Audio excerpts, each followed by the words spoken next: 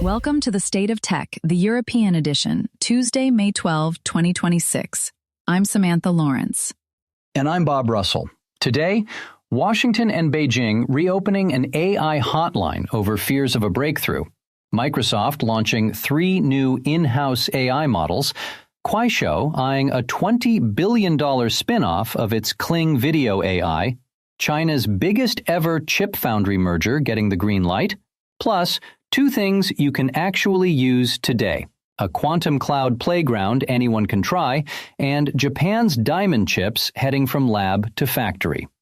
Let's start with the story everyone in Brussels and Berlin is watching. The United States and China are quietly reopening an emergency communication channel specifically for artificial intelligence. These talks are happening ahead of President Trump's state visit to Beijing, and officials describe them as urgent. The trigger, according to multiple reports, is the perceived capability of the latest frontier models, including Anthropic's new Mythos system, which industry insiders are describing as something close to an unprecedented cyber weapon. And that framing matters.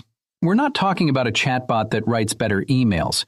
We're talking about models that can reportedly probe and exploit digital infrastructure, government databases, financial systems, communication networks at machine speed.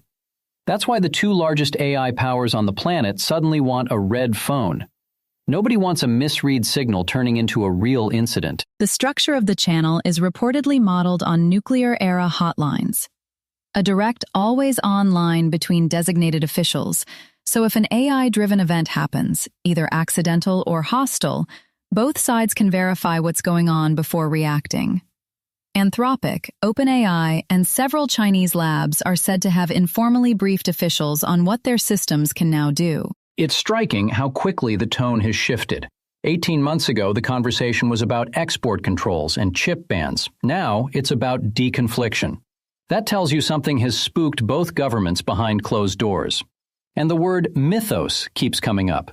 Whatever Anthropic has shown to regulators, it appears to have moved the needle. For Europe, this is a delicate moment. The EU AI Act is now fully in force, and the Commission has positioned itself as the rule setter on safety. But this hotline is bilateral. Europe isn't at that table. That's the awkward part. Brussels can write the rulebook, but if Washington and Beijing carve out their own crisis mechanism, Europe risks becoming a regulator without a seat in the operations room. There are already murmurs from Paris and Berlin about wanting a trilateral version, or at least observer status.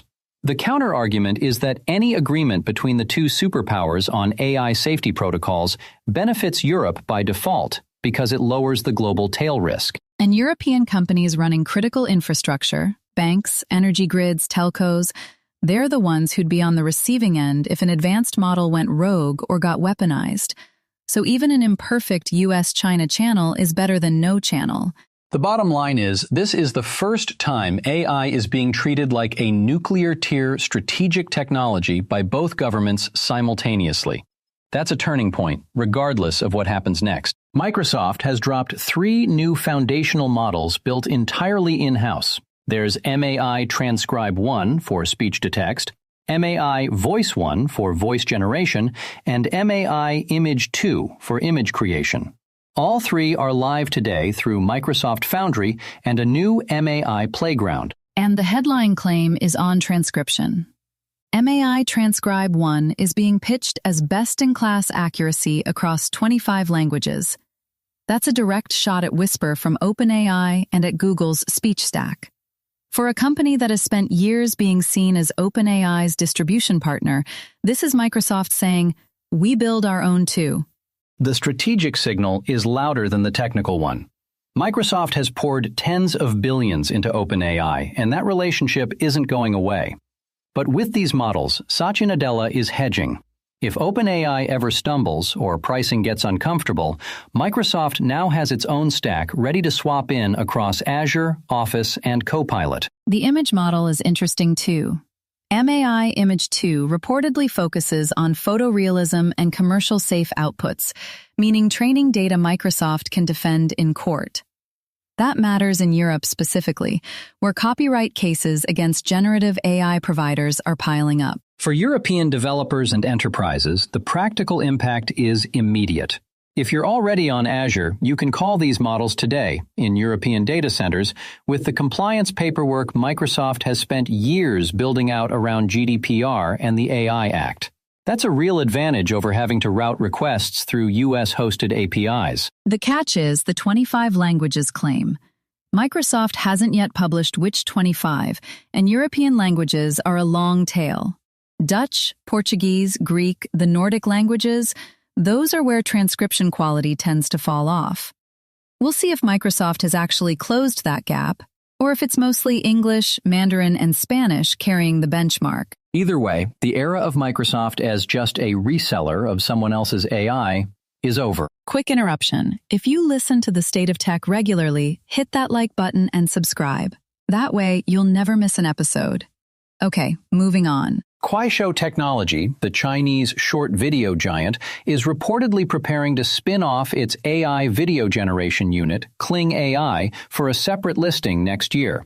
Market sources put the valuation at around $20 billion, and pre-IPO conversations with investors have already started. Kling launched in 2024 and has rapidly become the most credible Chinese answer to OpenAI's Sora. It generates short video clips from text prompts, and the quality has caught a lot of people off guard. 20 billion is a striking number for a unit that didn't exist 2 years ago. It tells you where the money is flowing in generative AI right now. Video is the next frontier. Text is solved. Images are commoditizing fast. But high-quality video generation is still expensive, still hard, and still has enormous commercial potential. Advertising, film, gaming, social content. The spin-off structure is also interesting. By separating Kling from the parent company, Kuaishou can raise dedicated AI capital without diluting its core advertising business.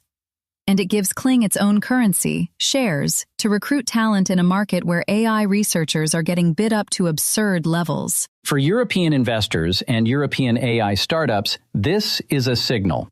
If a Chinese video AI can command 20 billion, it changes the comparables for everyone. Companies like France's Mistral or smaller European video AI players suddenly have a much bigger benchmark to point at when raising their own rounds. There's a regulatory wrinkle, though. European broadcasters and rights holders are already nervous about AI-generated video flooding platforms. If Kling becomes a publicly traded $20 billion entity actively pushing into Western markets, expect Brussels to take a much closer look at provenance rules and content labeling. And the geopolitics. A Chinese AI video company listing publicly, taking foreign capital, is going to draw scrutiny in Washington, too. Don't be surprised if the IPO route ends up being Hong Kong rather than New York. Semiconductor Manufacturing International Corporation, SMIC, has received Shanghai Stock Exchange approval for a share issuance and asset acquisition worth $5.9 billion, around 40.6 billion renminbi. It's the largest M&A deal in China's wafer foundry industry, full stop. The deal consolidates SMIC's grip on SMIC North, the Beijing-based subsidiary focused on 12-inch wafer fabrication.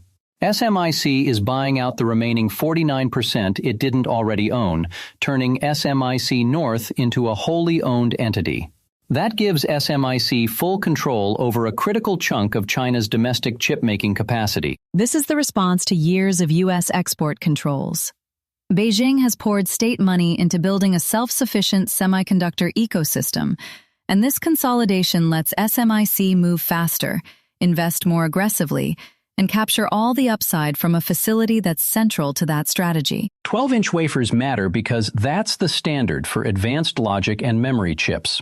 If SMIC can scale this capacity, it reduces China's dependence on TSMC and Samsung for a meaningful slice of its domestic demand. For Europe, the implications cut two ways.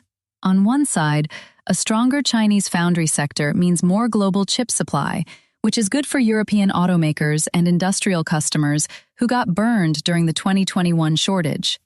On the other side, it accelerates the decoupling that European policymakers are still figuring out how to navigate. The European Chips Act has 30 billion euros earmarked for boosting domestic fabrication. Compared to what China is now consolidating in a single deal, that suddenly looks modest. Europe doesn't have a national champion at SMIC's scale. ST Microelectronics, Infineon, NXP are strong in specific niches, but no one is doing leading-edge logic at volume. And the trend is clear. National self-sufficiency in chips is no longer aspiration. It's industrial policy in every major bloc. The question is whether Europe can move fast enough to matter. To close out, 2 things you can actually use today. Quantum computing is having a genuinely practical moment. D-Wave Quantum reported its first quarter fiscal 2026 results this week. Rigetti Computing announced its 108-qubit system is now generally available. And Germany's eleQtron just closed a €57 million Series A to scale production and, crucially for our listeners, expand cloud access to its trapped ion quantum computers. That cloud access is the interesting bit for anyone curious. You don't need to buy a quantum computer or fly to a lab. Several providers, including D-Wave, IBM Quantum, Rigetti, and now eleQtron, let you log in through a browser and run actual quantum circuits today. IBM Quantum has a free tier you can sign up for in about 5 minutes. If you want to try it this afternoon, IBM's quantum platform is probably the easiest entry point. You create an account, you get access to real quantum hardware, and there are pre-built tutorials in Python using their Qiskit library. Even if you've never touched quantum code, the Visual Circuit Composer lets you drag and drop quantum gates and see what comes out. D-Wave's Leap platform is the other free option, and it takes a different approach: optimization problems rather than gate-based circuits. So, if you've got a logistics puzzle, a scheduling problem, or a portfolio allocation question, Leap is genuinely useful, not just a toy. The eleQtron angle is specifically European. They're based in Siegen, Germany, and the cloud expansion means European researchers and developers can run workloads on European hardware in European data centers, which matters if you're working with sensitive data or under public sector procurement rules. And finance and logistics are the early adopters. Banks are testing quantum for risk modeling, shipping companies for route optimization, pharma for molecular simulation. None of this is hypothetical anymore. So, if you're technically curious, pick a provider, spend an hour with a tutorial this week, and you'll be ahead of 99% of people in your office. It's free, it's browser-based, and it's a genuinely new skill on your CV. Japan's diamond semiconductor sector is going commercial. University-backed startups are now accelerating factory construction, sample production, and live device demonstrations.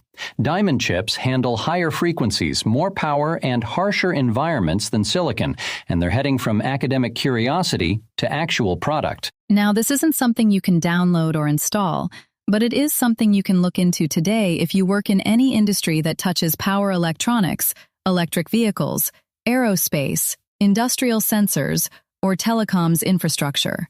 Several of these Japanese startups, including Power Diamond Systems and Orbre, are publishing sample specs and demo videos online right now. The practical takeaway for listeners: if you're in procurement, R&D, or product development, this is the moment to start tracking diamond chip suppliers.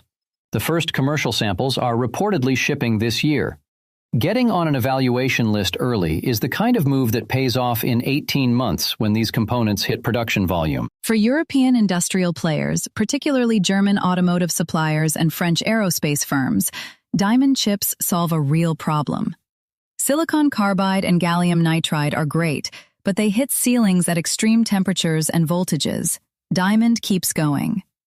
For an EV battery management system or a satellite power converter, that's a meaningful upgrade. And spend 20 minutes searching for diamond semiconductor sample programs. Most of these Japanese startups have English-language websites, and several are actively looking for European pilot customers. It's free to request a datasheet. It costs nothing to start the conversation.